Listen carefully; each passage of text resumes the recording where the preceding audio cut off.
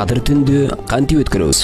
Биринчи, Кадыр кечесинде ар ким өз мүмкүнчүлүгүнө жараша намаз окуусу керек. Куптан намазынан кийин нафил намаздарын окуу менен башталат.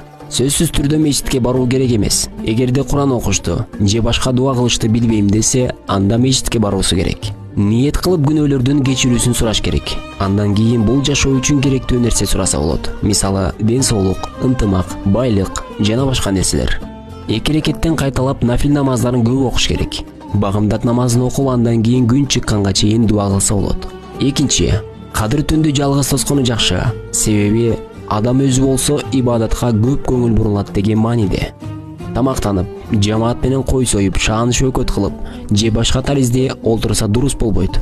Тамактаныш керек, бирок жетиштүү деңгээлде гана. Үчүнчү, көп дуа кылуу керек. Айша энебиз пайгамбарыбыз саллаллаху алейхи вассаламдан: "О Аллахтын элчиси, мен Кадыр кечесин таап калсам, кантип дуа кылайын?" деп сураганда, пайгамбарыбыз саллаллаху алейхи вассалам: "Аллахума иннака афувун тухибул афва фафуани" деп дуа кылгын деген. Дуанын мааниси: Аллахым, сен кечиримдүүсүн, кечиргенди жакшы көрөсүң, мени да кечир. 4. Куран аяттарын, хадистерди жана башка диний маалыматтарды угуу керек.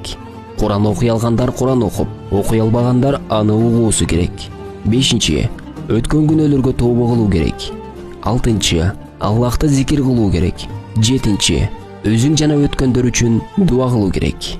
Кадыр түндө кылган ибадатыңыздар жана кармаган орозоңуздар кабыл болсун.